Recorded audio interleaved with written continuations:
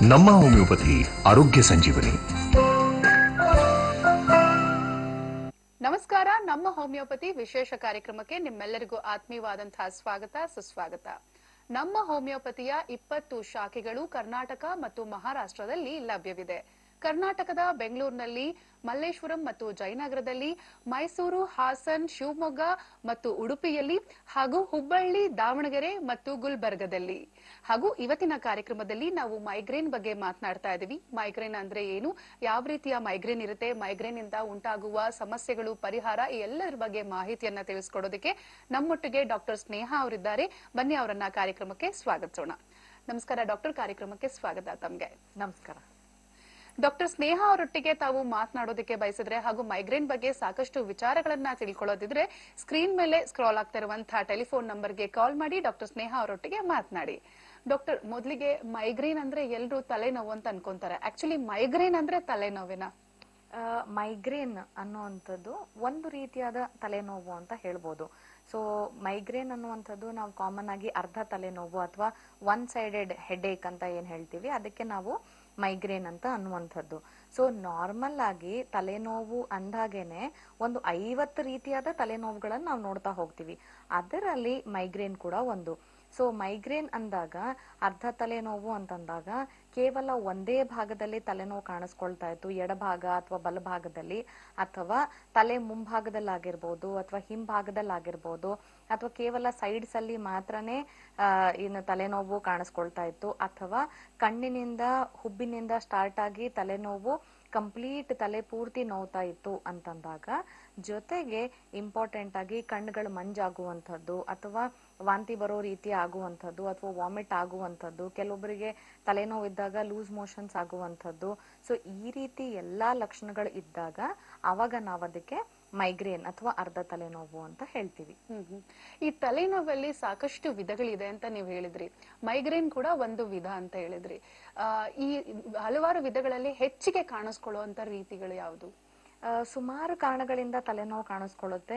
Usually ತಲೆನೋವು ಅಂತಂದಾಗ ಪ್ರತಿಯೊಬ್ಬರು ಏನ್ ಅನ್ಕೊಳ್ತಾರೆ, ನಿದ್ದೆ ಕರೆಕ್ಟ್ ಆಗಿ ಮಾಡಿಲ್ಲ, ಆ ಕಾರಣಕ್ಕೆ ತಲೆನೋವು ಬರ್ತಾ ಇರ್ಬೋದು, ಅಥವಾ ಟೆನ್ಷನ್ ತುಂಬಾ ಆದಾಗ ಅವಾಗ ತಲೆನೋವು ಬರ್ಬೋದು. ಬಟ್ ಸಾಮಾನ್ಯವಾಗಿ ತಲೆನೋವು ಬರ್ತಾ ಇತ್ತು ಅಂತಂದಾಗ BP ಅಥವಾ ರಕ್ತದ ಒತ್ತಡ ಹೆಚ್ಚಾಗ್ತಾ ಇತ್ತು, ಆಗ ಕೂಡ ತಲೆನೋವು ಬರುವಂಥದ್ದು. ಎರಡನೇದಾಗಿ ತಲೆ ಒಳಗಡೆ ಏನಾದ್ರು ಬ್ರೈನ್ ಒಳಗಡೆ ಕ್ಲಾಟ್ ಆಗಿತ್ತು ಅಂತಂದಾಗ, ರಕ್ತ ಹೆಪ್ಪುಗಟ್ಟಿತ್ತು ಅಂತಂದಾಗ ಆಗ ಕೂಡ ತಲೆನೋವು ಬರುವಂತ ಸಾಧ್ಯತೆಗಳಿರುತ್ತೆ. ಇನ್ನು ಕತ್ತು ನೋವಿನ ಸಮಸ್ಯೆಗಳಿತ್ತು ಅಂತಂದಾಗ, ಅಂದ್ರೆ ಸರ್ವೈಕಲ್ ಸ್ಪಾಂಡಿಲೋಸಿಸ್ ಇದ್ದಾಗ ಕೂಡ ತಲೆನೋವು ಬರುವಂತ ಚಾನ್ಸಸ್ ಇರುತ್ತೆ. ಇನ್ನು ಸೈನಸ್ ಪ್ರಾಬ್ಲಮ್ ಇರುವಾಗ, ಸಾಕಷ್ಟು ಜನರಿಗೆ ಈಗ ಮಳೆಗಾಲ ಆಗಿರ್ಬೋದು, ಚಳಿಗಾಲ ಆಗಿರ್ಬೋದು, ಈ ಟೈಮ್ ಅಲ್ಲಿ ಏನಾದ್ರೂ ತಲೆನೋವು ಬರ್ತಾ ಇತ್ತು ಅಂದಾಗ ತಲೆ ಭಾರ ಆಗುವಂಥದ್ದು. ಸೊ ಅದಕ್ಕೆ ಸೈನಸ್ ಹೆಡ್ಏಕ್ ಅಂತ ಹೇಳ್ತೀವಿ. ಇನ್ನು ಬೆನ್ನು ಹುರಿಯಲ್ಲಿ ಒತ್ತಡ ಏನಾದ್ರೂ ಹೆಚ್ಚಾಗ್ತಾ ಇತ್ತು ಅಂತಂದಾಗ, ಬ್ಯಾಕ್ ಬೋನ್ ಅಲ್ಲಿ, ಸ್ಪೈನಲ್ ಕಾರ್ಡ್ ಅಲ್ಲಿ ಪ್ರೆಷರ್ ಹೆಚ್ಚಾಗ್ತಾ ಇತ್ತು ಅಂದಾಗ ಆಗ ಕೂಡ ತಲೆನೋವು ಬರುವಂತ ಸಾಧ್ಯತೆಗಳಿರುತ್ತೆ. ಸೊ ಇವೆಲ್ಲವೂ ಸಾಕಷ್ಟು ತರದ ವಿಧವಾದ ಒಂದು ತಲೆನೋವು, ಹೆಡ್ಏಕ್ ಅಂತ ಹೇಳ್ಬೋದು.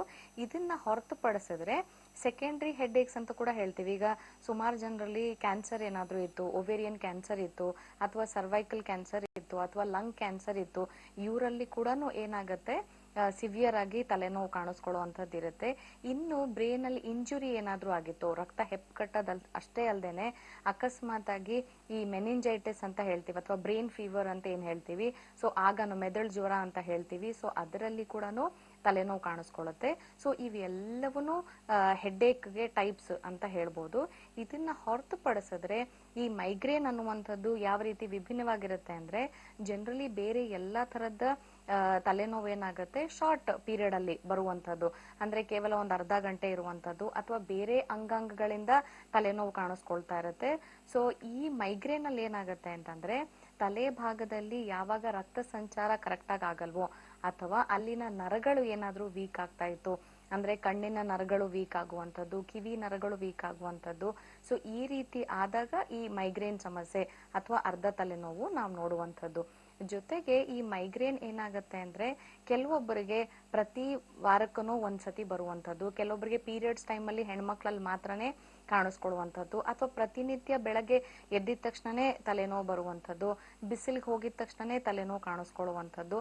ಸೊ ಪದೇ ಪದೇ ತಲೆನೋವು ಬರ್ತಾ ಇತ್ತು, ನೋವಿನ ಮಾತ್ರೆಗಳು ಅಥವಾ ನೋವಿನ ಬಾಮ್ಗಳು ಏನಿರುತ್ತೆ, ಸೊ ಅವುಗಳನ್ನ ಹಚ್ಚಿದಾಗ ಮಾತ್ರನೇ ತಲೆನೋವು ಕಡಿಮೆ ಆಗ್ತಾ ಇತ್ತು ಅಂದ್ರೆ ಆವಾಗ ಅದಕ್ಕೆ ನಾವು ಅರ್ಧ ತಲೆನೋವು ಅಂತ ಹೇಳ್ಬೋದು. ಸಾಕಷ್ಟು ಜನರಲ್ಲಿ ಏನಾಗುತ್ತೆ, ತಲೆನೋವು ಇದೆ ಅಂದಿದ ತಕ್ಷಣ ಇಮಿಡಿಯೇಟ್ಲಿ ಟೀ ತೆಗೆದುಕೊಳ್ಳುವಂಥದ್ದು ಅಥವಾ ಕಾಫಿ ತೆಗೆದುಕೊಳ್ಳುವಂಥದ್ದು, ಆ ತಕ್ಷಣಕ್ಕೆ ಒಂದ್ ಸ್ವಲ್ಪ ತೀವ್ರತೆ ಅಥವಾ ಇಂಟೆನ್ಸಿಟಿ ತಲೆನೋವು ಏನಿರುತ್ತೆ ಅದೊಂದ್ ಸ್ವಲ್ಪ ಕಡಿಮೆ ಆಗುತ್ತೆ, ಮತ್ತೆ ಪ್ರಾರಂಭಿಸ್ತಾ ಇತ್ತು ಅಂದಾಗ ಆಗ ಖಂಡಿತವಾಗ್ಲೂ ಅದಕ್ಕೆ ನಾವು ಮೈಗ್ರೇನ್ ಅಂತ ಹೇಳ್ತೀವಿ.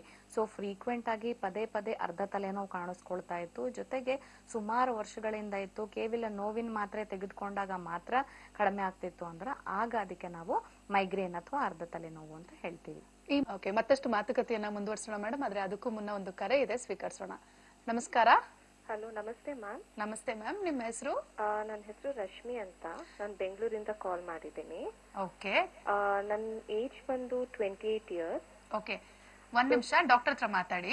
Okay ma'am. ಹಲೋ. ಹಲೋ, ನಮಸ್ತೆ ರಶ್ಮಿ ಅವರೇ, ಹೇಳಿ. ನಮಸ್ತೆ ಮ್ಯಾಮ್. ನನ್ನ ಹೆಸರು ರಶ್ಮಿ ಅಂತ. ಹೇಳಿ. So ನನ್ಗೀಗ 28 years.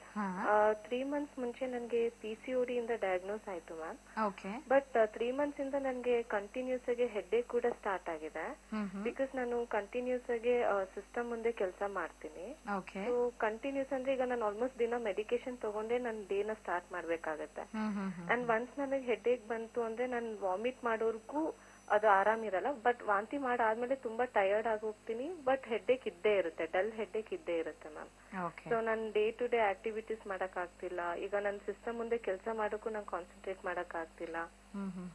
ಸೊ ಈ ರೀತಿ ತುಂಬಾ ಕಷ್ಟ ಆಗ್ತಿದೆ ಮ್ಯಾಮ್. ಓಕೆ, ಬೇಜಾರ್ ಮಾಡ್ಕೋಬೇಡಿ ರಶ್ಮಿ ಅವರೇ, ಖಂಡಿತವಾಗ್ಲೂ ಇದಕ್ಕೆ ಚಿಕಿತ್ಸೆ ಇರುತ್ತೆ. ಈಗ ನೀವೇನ್ ಹೇಳ್ತಿದ್ದೀರಾ, ಕೇವಲ 3 ತಿಂಗಳಿಂದ ಮಾತ್ರನೇ ನಿಮ್ಗೆ ತಲೆನೋವು ಅಂದ್ರೆ ಮೈಗ್ರೇನ್ ಸ್ಟಾರ್ಟ್ ಆಗಿರುವಂತದ್ದು. ನೀವು ಹೇಳಿರುವಂತ ಪ್ರತಿಯೊಂದು ಲಕ್ಷಣವೂ ಮೈಗ್ರೇನ್ ಸಮಸ್ಯೆನೆ. ಸೊ ಆದ್ರೆ ನಿಮಗೆ ಪ್ರಾರಂಭವಾಗಿರುವಂತದ್ದು ಹಾರ್ಮೋನ್ ಸಮಸ್ಯೆಯಿಂದ. ಈಗ ನೀವು ನಮ್ಮ ಕಾರ್ಯಕ್ರಮ ನೋಡ್ತಾ ಇದ್ರಿ ಅಂದ್ರೆ ನಾ ಹೇಳ್ತಾ ಇದ್ದೆ, ಸೊ PCOD ಸಮಸ್ಯೆ ಇತ್ತು ಅಥವಾ ಥೈರಾಯ್ಡ್ ಸಮಸ್ಯೆಗಳೇ ಇತ್ತು, ಡಯಾಬಿಟೀಸ್ ಇತ್ತು. ಸೊ ಹಾರ್ಮೋನ್ ಸಮಸ್ಯೆಗಳಿಂದ ಕೂಡ ಖಂಡಿತವಾಗ್ಲೂ ಮೈಗ್ರೇನ್ ಬರುವಂತ ಸಾಧ್ಯತೆಗಳಿರುತ್ತೆ. ಆದ್ರೆ ನಿಮ್ಗೆ ಸ್ಟಾರ್ಟ್ ಆಗಿರುವಂತದ್ದು ಕೇವಲ 3 ತಿಂಗಳಿಂದ ಮೈಗ್ರೇನ್ ಇದ್ರೂ ಕೂಡ ನೀವು ಆಲ್ರೆಡಿ ಪ್ರತಿದಿನ ಇರ್ತಾ ಇದೆ, ಬೆಳಗ್ಗೆ ಎದ್ದ ತಕ್ಷಣ ನೀವು ಮೆಡಿಸಿನ್ಸ್ ತೆಗೆದುಕೊಂಡೇ ನೀವು ಕೆಲಸ ಮಾಡ್ತಿದ್ದೀರಾ ಅಂತಂದಾಗ ಅದು 3ನೇ ಹಂತದಲ್ಲಿರುವಂತ ಮೈಗ್ರೇನ್ ಇರುತ್ತೆ. ಸೊ 3ನೇ ಹಂತದಲ್ಲಿ ಇದ್ದಾಗ ಮೈಗ್ರೇನ್ ಖಂಡಿತವಾಗ್ಲೂ ಪ್ರೆಷರ್ ತುಂಬಾ ಆಗುವಂಥದ್ದು, ಅಂದ್ರೆ ತಲೆ ಭಾಗದಲ್ಲಿ ಒತ್ತಡಗಳು ತುಂಬಾ ಆಗುವಂಥದ್ದು, ಜೊತೆಗೆ ಕತ್ತು ಭಾಗದಲ್ಲಿ ಕೂಡ ರಕ್ತದ ಒತ್ತಡ ಹೆಚ್ಚಾಗುವಂಥದ್ದು, ಅಲ್ಲಿ ರಕ್ತ ಸಂಚಾರ ಕರೆಕ್ಟ್ ಆಗಿ ಆಗ್ತಾ ಇರಲ್ಲ. ಜೊತೆಗೆ PCOD ಸಮಸ್ಯೆ ಇರೋದ್ರಿಂದ ಹಾರ್ಮೋನ್ಸ್ ಗಳಲ್ಲಿ ವ್ಯತ್ಯಾಸ ಆಗ್ತಾ ಇರತ್ತೆ. ಅಂದ್ರೆ ಪ್ರತಿ 5 ದಿನಕ್ಕೂ ಒಂದು ಸತಿ ಏನು ಹಾರ್ಮೋನ್ಸ್ ಗಳು ವ್ಯತ್ಯಾಸ ಆಗ್ಬೇಕಾಗತ್ತೆ, ಅದರ ಬದಲಾಗಿ 2 ದಿನಕ್ಕೆನೆ ಹಾರ್ಮೋನ್ಸ್ ಗಳಲ್ಲಿ ವ್ಯತ್ಯಾಸ ಆಗೋದ್ರಿಂದ ಏನಾಗುತ್ತೆ, ಬ್ರೈನ್ ಅಲ್ಲಾಗಿರ್ಬೋದು, ತಲೆ ಭಾಗದಲ್ಲಾಗಿರ್ಬೋದು, ರಕ್ತ ಸಂಚಾರದಲ್ಲಿ ಬ್ಲಡ್ ಸರ್ಕ್ಯುಲೇಷನ್ ಅಲ್ಲಿ ತುಂಬಾನೇ ವ್ಯತ್ಯಾಸಗಳಾಗೋದ್ರಿಂದ ನಿಮ್ಗೆ ತಲೆನೋವು ಅಥವಾ ಅರ್ಧ ತಲೆನೋವು ಮೈಗ್ರೇನ್ ಸಮಸ್ಯೆ ಕಾಣಿಸ್ಕೊಳ್ತಾ ಇರುತ್ತೆ. ಬಟ್ ಕಂಟಿನ್ಯೂಸ್ ಆಗಿ ನೀವು 3 ತಿಂಗಳಿಂದ ಮೆಡಿಸಿನ್ಸ್ ಉಪಯೋಗಿಸ್ತಾ ಇದ್ದೀರಾ ಅಂತ ಹೇಳ್ತಿದ್ದೀರಾ. ಬರೀ ನೋವಿಗೆ ನೀವು ಮೆಡಿಸಿನ್ಸ್ ತೆಗೆದುಕೊಳ್ತಾ ಇದ್ರಿ ಅಂದ್ರೆ ಖಂಡಿತವಾಗ್ಲೂ ಮೈಗ್ರೇನ್ ವಾಸಿ ಆಗಲ್ಲ. ಯಾಕಂದ್ರೆ ಮೈಗ್ರೇನ್ ಒಂದು ಕಾಯಿಲೆ ಇರೋದ್ರಿಂದ ಯಾವ ಕಾರಣಕ್ಕಾಗಿ ಬರ್ತಾ ಇದೆ, ಸೊ ನಿಮ್ಮಲ್ಲೀಗ ಹಾರ್ಮೋನ್ಸ್ ಅಲ್ಲಿ ವೇರಿಯೇಷನ್ಸ್ ಆಗೋದ್ರಿಂದ ಬರ್ತಾ ಇದೆ. ಸೊ ಅದಕ್ಕೆ ನೀವು ಚಿಕಿತ್ಸೆ ತೆಗೆದುಕೊಳ್ಬೇಕಾಗತ್ತೆ. ಜೊತೆಗೆ ನೀವು ಹೇಳ್ತಾ ಇದ್ರಿ ಕಂಪ್ಯೂಟರ್ ಮುಂದೆ ಕಂಟಿನ್ಯೂಸ್ ಆಗಿ ನೀವು ಕುತ್ಕೊಂಡು ಏನು ಕೆಲಸ ಮಾಡ್ತಾ ಇದ್ದೀರಾ ಅಂತ. ಸೊ ಅದರಿಂದ ಏನಾಗುತ್ತೆ ಅಂದ್ರೆ ಕಣ್ಣಿನ ಸುತ್ತಲೂ ಸಣ್ಣ ಸಣ್ಣ ಮಾಂಸಖಂಡಗಳಿರುತ್ತೆ, ಮಸಲ್ಸ್ ಇರುತ್ತೆ, ಇವುಗಳು ಸ್ಟ್ರೇನ್ ಆಗೋದ್ರಿಂದ, ಇವುಗಳಿಗೂ ಕೂಡ ಒತ್ತಡ ಹೆಚ್ಚಾಗೋದ್ರಿಂದ ಏನಾಗುತ್ತೆ, ಕಣ್ಣಿನ ನರಗಳು ವೀಕ್ ಆಗ್ತಾ ಹೋಗುತ್ತೆ. ಸೊ 2 ಕಾರಣದಿಂದ ನಿಮ್ಗೆ ಅರ್ಧ ತಲೆನೋವು ಕಾಣಿಸ್ಕೊಳ್ಳೋದ್ರಿಂದ ಬೇಗನೆ ಅದು 3rd ಸ್ಟೇಜ್ ಅಲ್ಲಿ ಕಾಣಿಸ್ಕೊಳ್ತಾ ಇದೆ. ಖಂಡಿತವಾಗ್ಲೂ ಇದಕ್ಕೆ ನಮ್ಮ ಹೋಮಿಯೋಪತಿಯಲ್ಲಿ ಚಿಕಿತ್ಸೆ ಇರುತ್ತಮ್ಮ. ಸೊ ರಶ್ಮಿ ಅವರೇ, ಒಂದ್ಸತಿ ಬಂದು ನಮ್ಮ ಹೋಮಿಯೋಪತಿಯಲ್ಲಿ ಬಂದು ಕನ್ಸಲ್ಟ್ ಮಾಡಿ, ನಿಮ್ಗೇನು ಪ್ರತಿನಿತ್ಯ ತಲೆನೋವು ಬರ್ತಾ ಇದೆ, ಜೊತೆಗೆ ಕಂಟಿನ್ಯೂಸ್ ಆಗಿ ಏನು ನೋವಿನ ಮೆಡಿಸಿನ್ಸ್ ತೆಗೆದುಕೊಳ್ತಿದ್ದೀರಾ, ಈ ನೋವಿನ ಮೆಡಿಸಿನ್ಸ್ ಗಳಿಂದ ಖಂಡಿತವಾಗ್ಲೂ ನೀವು ಶಾಶ್ವತವಾಗಿ ದೂರ ಇರೋದಕ್ಕೆ ನಾವು ಹೆಲ್ಪ್ ಮಾಡ್ಕೊಡ್ಬೋದಮ್ಮ. ಮ್ಯಾಮ್, ನಾನು PCODಗೆ ಹೊರಗಡೆ ಟ್ರೀಟ್ಮೆಂಟ್ ತಗೊಂತಾ ಇದ್ದೀನಿ. ಸೊ ನನಗೆ ಹೋಮಿಯೋಪತಿನಲ್ಲಿ PCOD ಜೊತೆಗೆ ಮೈಗ್ರೇನ್ಗೂ ಟ್ರೀಟ್ಮೆಂಟ್ ಕೊಡ್ಬೋದಾ? ಖಂಡಿತವಾಗ್ಲೂ ಕೊಡ್ತೀವಮ್ಮ. ಯಾಕಂದ್ರೆ ನಾವು ನಮ್ಮ ಹೋಮಿಯೋಪತಿಯಲ್ಲಿ PCOD ಸಮಸ್ಯೆ ಅಷ್ಟೇ ಅಲ್ಲದೆ ಎಲ್ಲಾ ತರದ ಹಾರ್ಮೋನ್ ಸಮಸ್ಯೆಗಳಿಗೂ, ಥೈರಾಯ್ಡ್ ಸಮಸ್ಯೆಗಳು, PCOD ಯಲ್ಲಿ ಕೂಡ ಬೇರೆ ಬೇರೆ ಸ್ಟೇಜಸ್ ಇರುತ್ತೆ. ಸೊ ನಿಮ್ಮ ರಿಪೋರ್ಟ್ಸ್ ಏನಾದ್ರೂ ನೀವು ಮಾಡಿಸಿದ್ರಿ, ಸ್ಕ್ಯಾನ್ ರಿಪೋರ್ಟ್ಸ್ ಇತ್ತು ಅಥವಾ ಹಾರ್ಮೋನ್ ಪ್ರೊಫೈಲೇ ಇತ್ತು ಅಂದ್ರೆ ಖಂಡಿತವಾಗ್ಲೂ ಅದನ್ನ ತೆಗೆದುಕೊಂಡು ಬನ್ನಿ. ಸೊ ಯಾವ ಹಂತದಲ್ಲಿ PCOD ಸಮಸ್ಯೆ ಇದೆ ಇದನ್ನ ನೋಡ್ಕೊಂಡು ಇದಕ್ಕೆ ಕೂಡ ನಮ್ಮ ಹೋಮಿಯೋಪತಿಯಲ್ಲೇನೆ ಚಿಕಿತ್ಸೆ ಕೊಡ್ಬೋದಮ್ಮ. ಧನ್ಯವಾದಗಳು ರಶ್ಮಿ ಅವರೇ ಕರೆ ಮಾಡೋದಕ್ಕೆ. ಅಂಡ್ ರಶ್ಮಿ ಅವರೇ, ನೀವು ಬೆಂಗಳೂರಿನಿಂದ ಅಂತ ಹೇಳಿದ್ರಿ. ಬೆಂಗಳೂರಿನಲ್ಲಿ ಜಯನಗರ ಮತ್ತು ಮಲ್ಲೇಶ್ವರಂನಲ್ಲಿ ಬ್ರಾಂಚ್ ಇದೆ. ಸೊ ತಮಗೆ ಯಾವ್ದು ನಿಯರೆಸ್ಟ್ ಆಗುತ್ತೋ ನೀವು ಕಾಲ್ ಮಾಡಿ ಅಪಾಯಿಂಟ್ಮೆಂಟ್ ಫಿಕ್ಸ್ ಮಾಡ್ಕೊಂಡು ಖಂಡಿತವಾಗ್ಲೂ ನಮ್ಮ ಹೋಮಿಯೋಪತಿಗೆ ಭೇಟಿ ನೀಡಿ, ಹಾಗೆ ಡಾಕ್ಟರ್ಸ್ ನ ಕನ್ಸಲ್ಟ್ ಮಾಡಿ ಒಳ್ಳೆ ರಿಸಲ್ಟ್ಸ್ ನಿಮ್ಗೆ ಖಂಡಿತವಾಗ್ಲೂ ಸಿಗುತ್ತೆ. ಧನ್ಯವಾದಗಳು ಕರೆ ಮಾಡಿದ್ದಕ್ಕೆ. ನಮಸ್ಕಾರ. ಮೈಗ್ರೇನ್ ಅರ್ಲಿ ಸ್ಟೇಜಸ್ ಅನ್ನೋದು ಏನಾದ್ರು ಇದೆಯಾ, ಅಥವಾ ನಮ್ಗೆ ಹೇಗ್ ಗೊತ್ತಾಗುತ್ತೆ ನಮ್ಗೆ ಮೈಗ್ರೇನ್ ಇದೆ ಅಂತ? ಯಾವ ತರ ಅರ್ಲಿ ಸ್ಟೇಜಸ್ ಅಲ್ಲಿ ಹೇಗ್ ಗೊತ್ತಾಗುತ್ತೆ? ಮೈಗ್ರೇನ್ ಅರ್ಲಿ ಸ್ಟೇಜಸ್ ಅಲ್ಲಿ ಹೇಗಿರುತ್ತೆ ಅಂದ್ರೆ, ಪದೇ ಪದೇ ತಲೆನೋವು ಬರ್ತಾ ಇತ್ತು, ಅಥವಾ ಕೇವಲ ಅರ್ಧ ಗಂಟೆ ಅಥವಾ 1 ಗಂಟೆ ತಲೆನೋವು ಬಂದಾಗ ಮಲಗಿದ ಕೂಡ್ಲೇನೆ ಕಡಿಮೆ ಆಗ್ತಾ ಇತ್ತು. ಜೊತೆಗೆ ವಾಮಿಟಿಂಗ್ ಸೆನ್ಸೇಷನ್ ಅಂದ್ರೆ ವಾಂತಿ ಬರೋ ರೀತಿ ಅನ್ಸುವಂಥದ್ದು. ಸುಮಾರು ಸತಿ ಏನಾಗುತ್ತೆ ಅಂತಂದ್ರೆ ಗ್ಯಾಸ್ಟ್ರಿಕ್ ಪ್ರಾಬ್ಲಮ್ ಇಂದನೇ ನಂಗೆ ತಲೆನೋವು ಬರ್ತಾ ಇದೆಯಾ ಅನ್ನುವಂತಹ ಪ್ರಾಬ್ಲಮ್ಸ್ ಕೂಡ ಕೆಲವೊಬ್ಬರಿಗೆ ಪೇಷಂಟ್ಸಿಗೆ ಆಗ್ತಾ ಇರುತ್ತೆ. ಸೊ ಈ ರೀತಿ ಸ್ಟಾರ್ಟಿಂಗ್ ಸ್ಟೇಜಸ್ ಅಲ್ಲಿ ಇದ್ದಾಗ, ಜೊತೆಗೆ ಅರ್ಧ ಗಂಟೆ ಅಥವಾ 1 ಅವರ್ ಒಳಗಡೆನೆ ತಲೆನೋವು ತಂತಾನೇನೆ ಕಡಿಮೆ ಆಗ್ತಿತ್ತು ಅಂತಂದ್ರೆ ಆಗ ನಾವು ಅದಕ್ಕೆ ಅರ್ಲಿ ಸ್ಟೇಜಸ್ ಆಫ್ ಮೈಗ್ರೇನ್ ಅಂತ ಹೇಳ್ತೀವಿ. ಈಗ ಅದರಲ್ಲಿ ಕೂಡ ಬೇರೆ ಬೇರೆ ಸ್ಟೇಜಸ್ ಆಗ್ತಾ ಹೋಗುತ್ತೆ. ಕೆಲವೊಬ್ಬರಲ್ಲಿ ಏನಾಗುತ್ತೆ, ಅರ್ಧ ತಲೆನೋವು ಸತತವಾಗಿ ಕಂಟಿನ್ಯೂಸ್ 1 ದಿನ ಪೂರ್ತಿ ಇರುವಂತದ್ದು, ಅಥವಾ ಅರ್ಧ ದಿನ ಕಂಪ್ಲೀಟ್ ಆಗಿರುವಂತದ್ದು, ಜೊತೆಗೆ ವಾರದಲ್ಲಿ 1 ಸತಿ ಫಾರ್ ಶ್ಯೂರ್ ಬರ್ತಾನೆ ಇರುತ್ತೆ. ಅಂದ್ರೆ ವಾರಕ್ಕೆ 1 ಸತಿ ಬರುವಂತದ್ದು ಅರ್ಧ ತಲೆನೋವು. ಅದರ ಜೊತೆಗೆ ವಾಮಿಟ್ ಮಾಡದ್ಮೇಲೆನೆ ಕಡಿಮೆ ಆಗ್ತಾ ಇತ್ತು ಅಂತಂದಾಗ ಆಗ ನಾವು ಅದಕ್ಕೆ 2ನೇ ಹಂತದಲ್ಲಿ ಕಾಣಿಸ್ಕೊಳ್ಳುವಂತ ಮೈಗ್ರೇನ್ ಅಂತ ಹೇಳ್ತೀವಿ. ಇನ್ನು 3ನೇ ಹಂತದಲ್ಲಿ ಕಾಣಿಸ್ಕೊಳ್ಳುವಂತ ಮೈಗ್ರೇನ್ ಹೇಗಿರುತ್ತೆ ಅಂದ್ರೆ, ಪ್ರತಿದಿನ ಇರುವಂತದ್ದು, ಜೊತೆಗೆ ಸಂಜೆ ಟೈಮಲ್ಲಿ ಮಾತ್ರನೇ ಅಂದ್ರೆ ಈವ್ನಿಂಗ್ ಅಲ್ಲಿ ಮಾತ್ರನೇ ಕಾಣಿಸ್ಕೊಳ್ಳುವಂಥದ್ದು, ಜೊತೆಗೆ ನೋವಿನ ಮಾತ್ರೆ ತೆಗೆದುಕೊಂಡ್ರೇನೆ ಹೋಗುವಂಥದ್ದು. ನೋವಿನ ಮಾತ್ರೆ ತೆಗೆದುಕೊಳ್ಳಿಲ್ಲ ಅಂತಂದ್ರೆ ಅದು ಹೋಗೋದೇ ಇಲ್ಲ. ಸೊ ಆಗ ನಾವು ಅದಕ್ಕೆ 3rd ಸ್ಟೇಜ್ ಅಲ್ಲಿ ಇರುವಂತಹ ಮೈಗ್ರೇನ್ ಅಂತ ಹೇಳ್ತೀವಿ. ಜೊತೆಗೆ 3ನೇ ಸ್ಟೇಜ್ ಅಲ್ಲಿ ಇರುವಂತಹ ಮೈಗ್ರೇನ್ ಅಲ್ಲಿ ವಾಮಿಟಿಂಗ್ ಮಾಡಿದ್ರು ಕೂಡ, ಅಥವಾ ವಾಮಿಟಿಂಗ್ ಸೆನ್ಸೇಷನ್ ಇದ್ರು, ವಾಮಿಟ್ ಆದ್ರೂ, ಲೂಸ್ ಮೋಷನ್ ಆದ್ರೂ ತಕ್ಕ ಮಟ್ಟಿಗೆ ತೀವ್ರತೆ ಅಂದ್ರೆ ಇಂಟೆನ್ಸಿಟಿ ಕಡಿಮೆ ಆಗುತ್ತೆ, ಬಟ್ ಮತ್ತೆ ಸ್ವಲ್ಪ ಹೊತ್ತಾದ್ಮೇಲೆ ಮತ್ತೆ ತಲೆನೋವು ಕಾಣಿಸ್ಕೊಳ್ತಾ ಇರುತ್ತೆ. ಸೊ ಇದು 3ನೇ ಹಂತದಲ್ಲಿರುವಂತ ಮೈಗ್ರೇನ್ ಅಂತ ಹೇಳ್ಬೋದು. ಇನ್ನು 4ನೇ ಹಂತದಲ್ಲಿ ಏನಾಗುತ್ತೆ ಅಂದ್ರೆ, ಪ್ರತಿನಿತ್ಯ ತಲೆನೋವು ಇರುವಂತದ್ದು, ಜೊತೆಗೆ 2 ದಿನ 3 ದಿನ ಬೇಕಾಗುವಂಥದ್ದು ತಲೆನೋವು ಹೋಗ್ಲಿಕ್ಕೆ. ಜೊತೆಗೆ ಇಂಪಾರ್ಟೆಂಟ್ ಏನು ಅಂದ್ರೆ, ತುಂಬಾನೇ ಇರಿಟೇಷನ್ ಆಗುವಂಥದ್ದು, ಕೋಪ ಬರುವಂಥದ್ದು, ಸ್ವಲ್ಪ ಸೌಂಡ್ ಕೇಳಿದ್ರು ಇರಿಟೇಟ್ ಆಗುವಂಥದ್ದು, ಅಥವಾ ಟಿವಿ ಸೌಂಡ್ ಜೋರಾಗಿದ್ರೆ, ಅಥವಾ ಹಾಡುಗಳ ಸೌಂಡ್ ಜೋರಾಗಿದ್ರೆ, ಅಥವಾ ಲೈಟ್ ಬೆಳಕು ನೋಡಿದ್ರೆ ಆಗ ಅವ್ರಿಗೆ ತೊಂದರೆಗಳಾಗುವಂಥದ್ದು, ಅಥವಾ ಕಣ್ಣಿನ ಮುಂದೆ ಫ್ಲಾಶಸ್ ಬರುವಂಥದ್ದು. ಕೆಲವೊಂದು ಪೇಷಂಟ್ಸ್ ಅಲ್ಲಿ ನಾವು ನೋಡ್ತೀವಿ, ಕಣ್ಣಿನ ಮುಂದೆ ಏನಾಗುತ್ತೆ ವೈಟ್ ಕಲರ್ ಫ್ಲಾಶಸ್ ಬರುವಂಥದ್ದು, ಅಥವಾ ಕಣ್ಣಿನ ಮುಂದೆ ಕಪ್ಪಾಗಿ ಚುಕ್ಕೆಗಳು ಬರುವಂಥದ್ದು. ಅದ್ರ ಜೊತೆಗೇನೆ ತಲೆನೋವು ಕಾಣಿಸ್ಕೊಳ್ತಾ ಇತ್ತು ಅಂದ್ರೆ ಆಗ ಅದಕ್ಕೆ ನಾವು 4th ಸ್ಟೇಜ್ ಆಫ್ ಮೈಗ್ರೇನ್ ಅಂತ ಹೇಳ್ತೀವಿ. ಡಾಕ್ಟರ್, ಈಗ ಸ್ಟೇಜಸ್ ಆಫ್ ಮೈಗ್ರೇನ್ ಬಗ್ಗೆ ನೀವು ಹೇಳಿದ್ರಿ, ಆದ್ರೆ ಇದು ಯಾವ ವಯಸ್ಕರಲ್ಲಿ ಹೆಚ್ಚಾಗಿ ಕಾಣಿಸ್ಕೊಳ್ಳುತ್ತೆ? ಇತ್ತೀಚಿನ ದಿನಗಳಲ್ಲಿ ಏನಾಗ್ತದೆ, ಈಗ ಒಂದು 6-7 ವರ್ಷದಿಂದ ಈ ಮೈಗ್ರೇನ್ ಅನ್ನುವಂಥದ್ದು ಸ್ಕೂಲ್ ಹೋಗೋ ಮಕ್ಕಳಿಂದ ಹಿಡಿದು ಏಜ್ ಆಗಿ ಒಂದು 60-70 ಇಯರ್ಸ್ ಈ ಏಜ್ ವರ್ಗುನು ಈ ಮೈಗ್ರೇನ್ ಅನ್ನುವಂಥದ್ದು ಕಾಣಿಸ್ಕೊಳ್ತಾ ಇದೆ.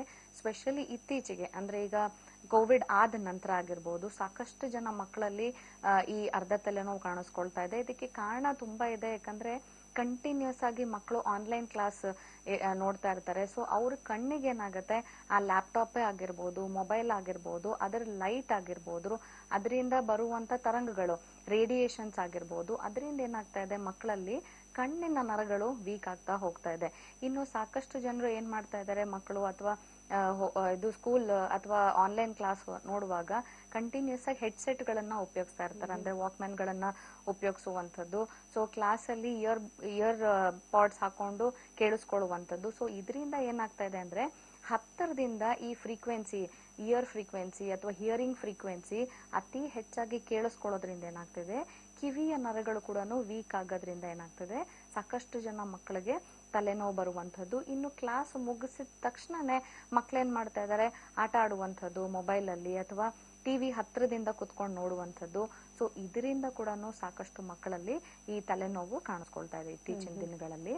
ಇದನ್ನ ಹೊರತುಪಡಿಸಿದ್ರೆ ಈಗ ಏಜ್ ಆದವರಲ್ಲಿ, ಈಗ ಒಂದು 35+ ಆಗಿದ ತಕ್ಷಣ ಸುಮಾರು ಜನಕ್ಕೆ ಏನಾಗ್ತದೆ, ರಕ್ತದ ಒತ್ತಡ ಹೆಚ್ಚಾಗುವಂಥದ್ದು, ಗ್ಯಾಸ್ಟ್ರಿಕ್ ಸಮಸ್ಯೆಗಳು ಹೆಚ್ಚಾಗುವಂಥದ್ದು. ಸೊ ಈ ರೀತಿ ಸಮಸ್ಯೆಗಳಿದ್ದಾಗ, ಜೊತೆಗೆ ಕಂಟಿನ್ಯೂಸ್ ಆಗಿ ಕುತ್ಕೊಂಡು ಕೆಲಸ ಮಾಡೋರಲ್ಲಿ ಏನಾಗುತ್ತೆ ಅಂತಂದ್ರೆ, ಕತ್ತಿನ ಭಾಗದಲ್ಲಿ ಪ್ರೆಷರ್ ಹೆಚ್ಚಾಗ್ತಾ ಹೋಗುತ್ತೆ.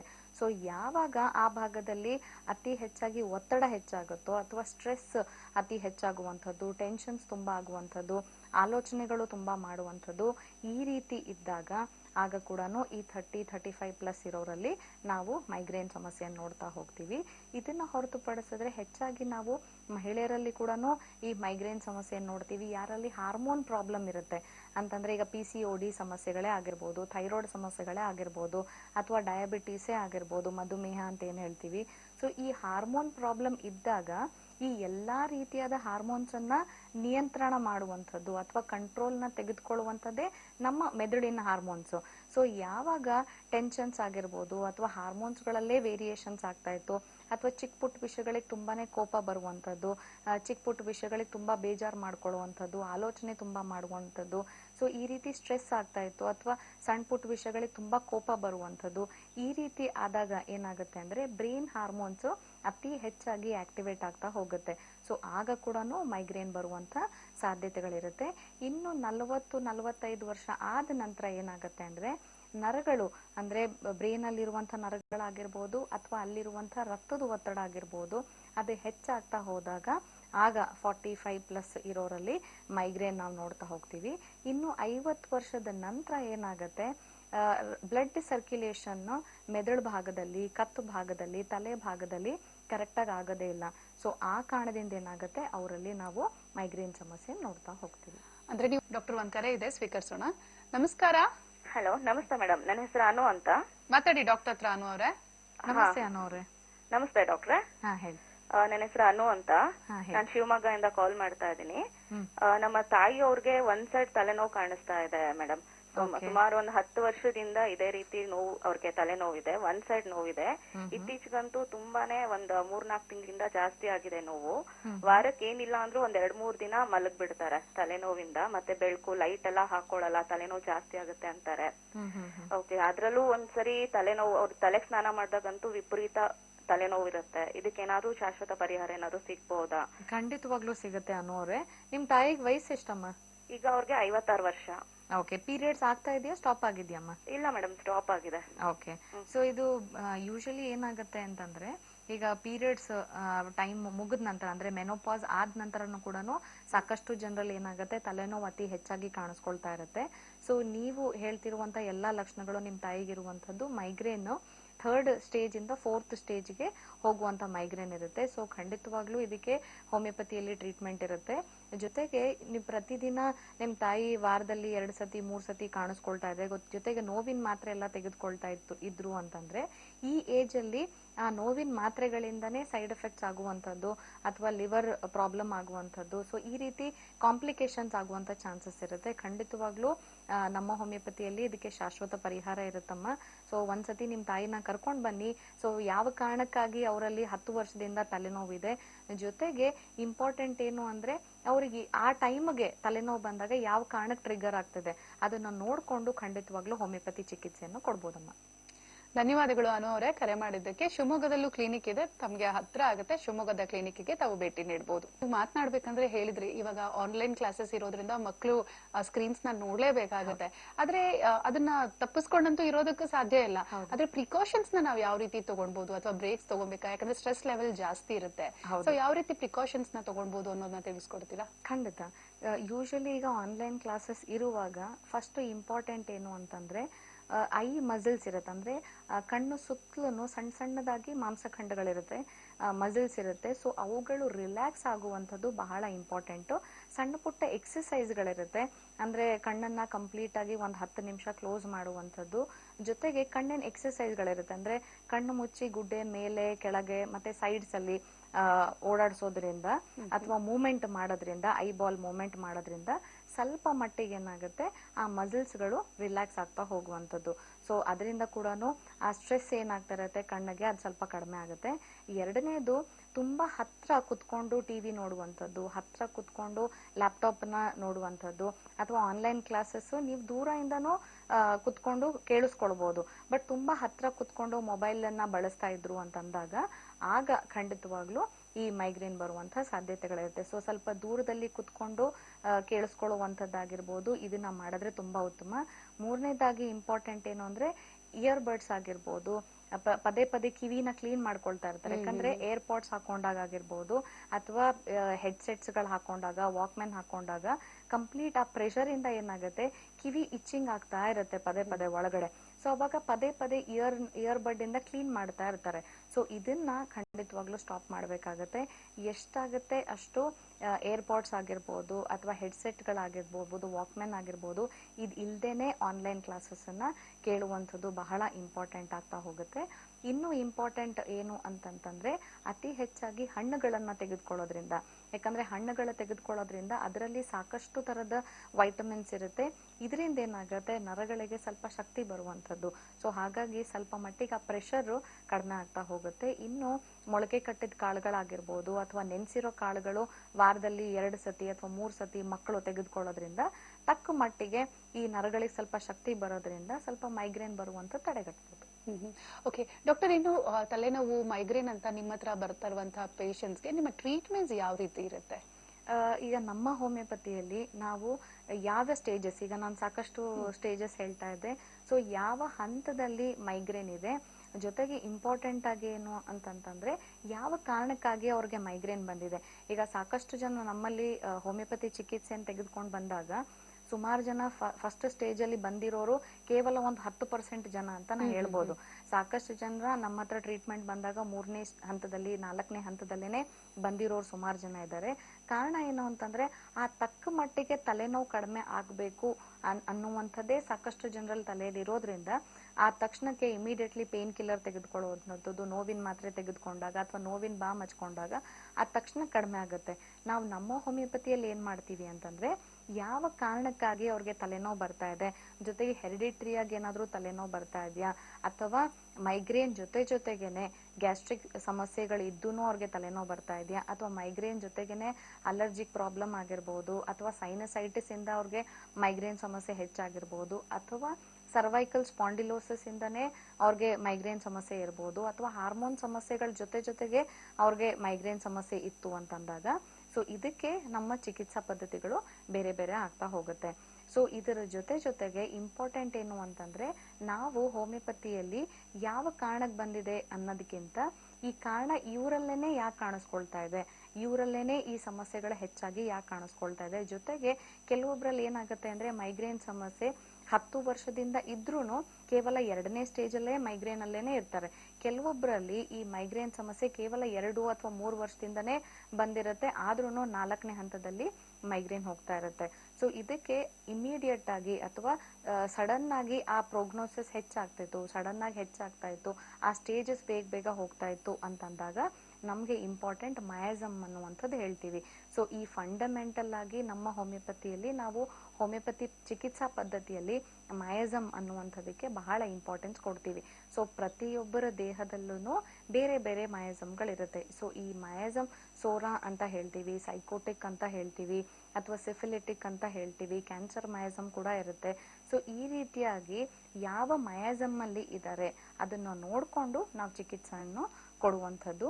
ಇನ್ನು ಇಂಪಾರ್ಟೆಂಟ್ ಆಗಿ ಬರೀ ತಲೆನೋವಿಗೆ ಮಾತ್ರ ನಾವು ಕೊಡಲ್ಲ, ಯಾವ ಕಾರಣಕ್ಕಾಗಿ ಅವರಲ್ಲಿ ಕಾಣಿಸ್ಕೊಳ್ತಾ ಇದೆ, ರಕ್ತದ ಒತ್ತಡ ಹೆಚ್ಚಾಗಿ ಆ ಕಾರಣದಿಂದ ಕಾಣಿಸ್ಕೊಳ್ತಾ ಇದೆಯಾ ಅಥವಾ ನರಗಳೇ ವೀಕ್ ಆಗಿ ಅವರಲ್ಲಿ ಮೈಗ್ರೇನ್ ಕಾಣಿಸ್ಕೊಳ್ತಾ ಇದೆಯಾ ಅಥವಾ ರಕ್ತ ಸಂಚಾರ ಕರೆಕ್ಟ್ ಆಗಿ ಆಗ್ತಾ ಇಲ್ಲ ಆ ಕಾರಣಕ್ಕೆ ಅವರಲ್ಲಿ ತಲೆನೋವು ಕಾಣಿಸ್ಕೊಳ್ತಾ ಇದೆಯಾ ಅಥವಾ ನರಗಳು ವೀಕ್ ಆಗಿ ಅಥವಾ ಸ್ಟಾರ್ಟಿಂಗ್ ಇಂದಾನೆ ಅಂದ್ರೆ ಅವ್ರು ಹುಟ್ಟದಾಗಿಂದಾನೇ ನರಗಳೇನಾದ್ರೂ ನರ್ವ್ಸ್ ಏನಾದ್ರೂ ವೀಕ್ ಇತ್ತು ಆ ಕಾರಣದಿಂದನೇ ಅವ್ರಲ್ಲಿ ಹೆಡ್ಡೇಕ್ ಕಾಣಿಸ್ಕೊಳ್ತಾ ಇತ್ತು ಅಂದ್ರೆ ಅದಕ್ಕೆ ನಮ್ಮ ಚಿಕಿತ್ಸಾ ಪದ್ಧತಿಗಳು ಬೇರೆ ಬೇರೆ ಆಗ್ತಾ ಹೋಗುತ್ತೆ.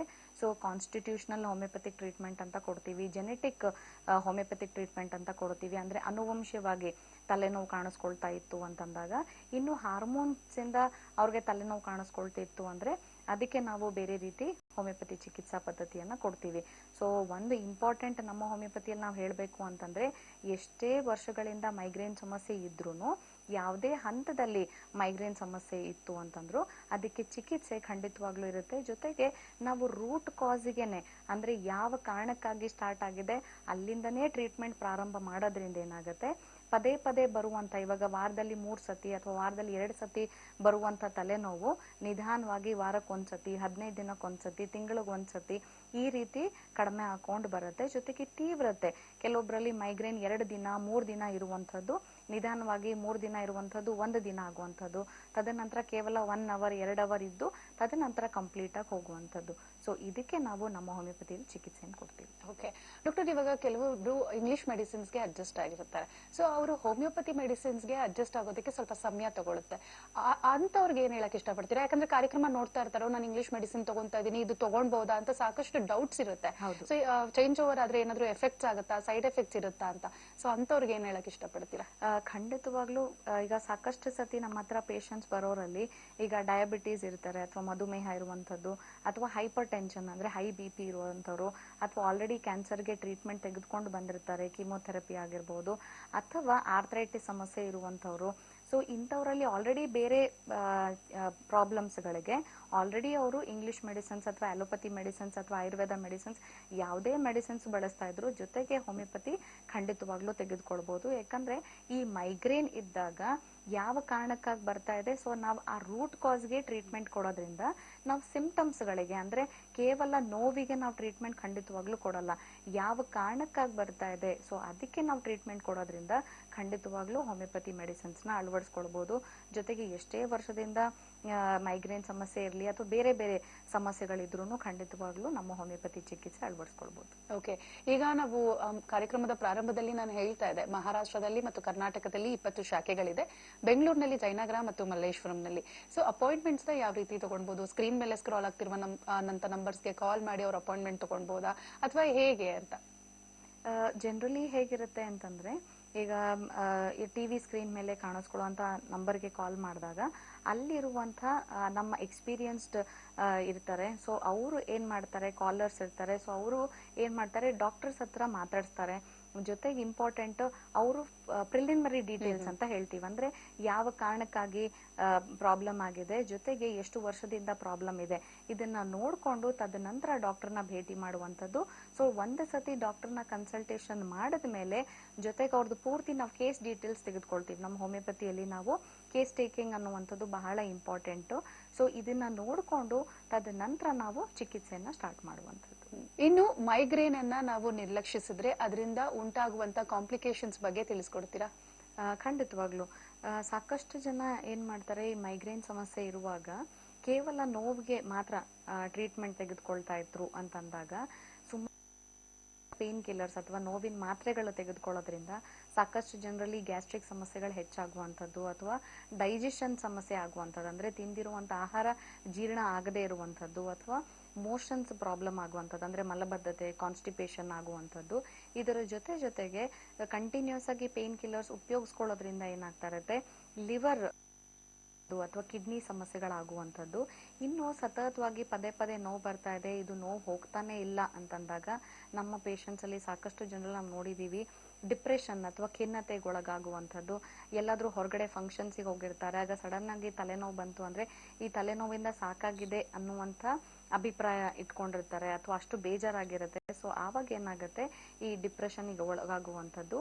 ಇನ್ನು ಕೆಲವೊಬ್ಬರಲ್ಲಿ ಏನಾಗುತ್ತೆ, 4th ಸ್ಟೇಜ್ ಅಲ್ಲಿ ಕಂಟಿನ್ಯೂಸ್ ಆಗಿ ಮೈಗ್ರೇನ್ ಇದ್ದಾಗ ಅವರಲ್ಲಿ ಏನಾಗುತ್ತೆ, ಮೂಡ್ ಡಿಸಾರ್ಡರ್ಸ್ ಆಗುವಂಥದ್ದು. ಅಂದ್ರೆ ಸಣ್ಣ ಪುಟ್ಟ ವಿಷಯಗಳಿಗೆ ಕೋಪ, ಭಯ ಪಡುವಂಥದ್ದಷ್ಟೇ ಅಲ್ಲದೆ ಗಾಬರಿ ಆಗುವಂಥದ್ದು, ನೈಟ್ ನಿದ್ದೆ ಬರದೇ ಇರುವಂಥದ್ದು, ಜೊತೆಗೆ ಎದೆ ಬಡಿತ ಹೆಚ್ಚಾಗುವಂಥದ್ದು, ಪ್ಯಾಲ್ಪಿಟೇಷನ್ಸ್ ಅಂತ ಹೇಳ್ತೀವಿ, ಆಂಗ್ಸೈಟಿ ಡಿಸಾರ್ಡರ್ ಒಳಗಾಗುವಂಥದ್ದು. ಸೊ ಈ ರೀತಿ ಸೈಕ್ಯಾಟ್ರಿಕ್ ಪ್ರಾಬ್ಲಮ್ಸ್ ಕೂಡ ಮೈಗ್ರೇನ್ ಇಂದ ಹಲವಾರು ಜನರಲ್ಲಿ ಕಾಣಿಸ್ಕೊಳ್ತಾ ಹೋಗುತ್ತೆ. ಸೊ ಇದು ಮೇಜರ್ ಆಗಿ ನಾವು ನೋಡುವಂತ ಕಾಂಪ್ಲಿಕೇಶನ್ಸ್ ಅಂತ ಹೇಳ್ಬೋದು ಮೈಗ್ರೇನ್ ಅಲ್ಲಿ. ಇದನ್ನ ಹೊರತುಪಡಿಸಿದ್ರೆ ಈ ಬಾಮ್ಗಳನ್ನ ಕಂಟಿನ್ಯೂಸ್ ಆಗಿ ತಗೋತಾ ಇರ್ತಾರೆ ಅಥವಾ ಹಚ್ಕೋತಾ ಇರ್ತಾರೆ.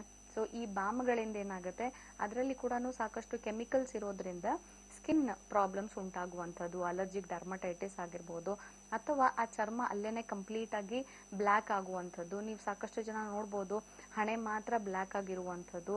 ಸೊ ಕಂಟಿನ್ಯೂಸ್ ಆಗಿ ಬಾಮ್ ಅಪ್ಲೈ ಮಾಡೋದ್ರಿಂದ ಈ ರೀತಿ ಸ್ಕಿನ್ ಮೇಲೆ ಕೂಡ ಕಾಂಪ್ಲಿಕೇಶನ್ ನಾವು ನೋಡ್ಬೋದು. ಓಕೆ ಡಾಕ್ಟರ್, ಇವತ್ತು ಸಾಕಷ್ಟು ಜನ ಕರೆ ಮಾಡಿದ್ರು. ಆದ್ರೂ ಯಾವ್ಯಾವ ಊರಿಂದ ಕಾಲ್ ಮಾಡಿದ್ದಾರೆ ಅಂದ್ರೆ ನಿಮ್ ಬ್ರಾಂಚಸ್ ಎಲ್ಲಾ ಕಡೆ ಇದೆ. ಸೊ ಆ ಊರುಗಳಿಂದ ಕಾಲ್ ಮಾಡಿದ್ದಾರೆ. ಹಾಗಾಗಿ ಬಹುಶಃ ಅವ್ರಿಗೆ ಅಲ್ಲಿ ಹೋಗಿ ಭೇಟಿ ನೀಡಿದ್ರೆ ಬಹಳಷ್ಟು ಹತ್ರವಾಗುತ್ತೆ ಕೂಡ. ಸೊ ಇವತ್ತಿನ ಕಾರ್ಯಕ್ರಮದಲ್ಲಿ ನೀವು ಮೈಗ್ರೇನ್ ಬಗ್ಗೆ ಸಾಕಷ್ಟು ವಿಚಾರಗಳನ್ನ ತಿಳಿಸ್ಕೊಟ್ರಿ. ಡಾಕ್ಟರ್ ಸ್ನೇಹ ಅವರೇ, ತಮಗೆ ಧನ್ಯವಾದಗಳು. ನಮಸ್ಕಾರ. ನಮಸ್ಕಾರ. ವೀಕ್ಷಕರೇ, ಇದಾಗಿತ್ತು ಇವತ್ತಿನ ನಮ್ಮ ಹೋಮಿಯೋಪತಿ ವಿಶೇಷ ಕಾರ್ಯಕ್ರಮ. ಸಾಕಷ್ಟು ಜನ ಕರೆ ಮಾಡಿದ್ರಿ, ಸಾಕಷ್ಟು ಮಾಹಿತಿಯನ್ನ ಪಡ್ಕೊಂಡಿದ್ದೀರಾ. ಹಾಗೂ ನೀವು ಕೂಡ ನಿಮ್ಮ ಊರಿಗೆ ಸಮೀಪವಾಗಿರುವಂತಹ ಡಾಕ್ಟರ್ ಕ್ಲಿನಿಕ್ಗೆ ನೀವು ಭೇಟಿ ನೀಡಬಹುದು. ನಮ್ಮ ಹೋಮಿಯೋಪತಿ ಕ್ಲಿನಿಕ್ಗೆ ಸ್ಕ್ರೀನ್ ಮೇಲೆ ಸ್ಕ್ರಾಲ್ ಆಗ್ತಿರುವಂತಹ ನಮ್ಮ ನಂಬರ್ಸ್ಗೆ ಕರೆ ಮಾಡಬಹುದು, ಅಪಾಯಿಂಟ್ಮೆಂಟ್ ನ ಫಿಕ್ಸ್ ಮಾಡ್ಕೊಳ್ಬಹುದು, ಶಾಶ್ವತ ಪರಿಹಾರವನ್ನ ತಮ್ಮ ಸಮಸ್ಯೆಗೆ ಪಡೆದುಕೊಳ್ಳಬಹುದು. ಮತ್ತೆ ನಿಮ್ಮ ಭೇಟಿ ಮುಂದಿನ ಕಾರ್ಯಕ್ರಮದಲ್ಲಿ. ಅಲ್ಲಿಯವರೆಗೂ ನಮಸ್ಕಾರ. ನಮ್ಮ ಹೋಮಿಯೋಪತಿ ಆರೋಗ್ಯ ಸಂಜೀವನಿ.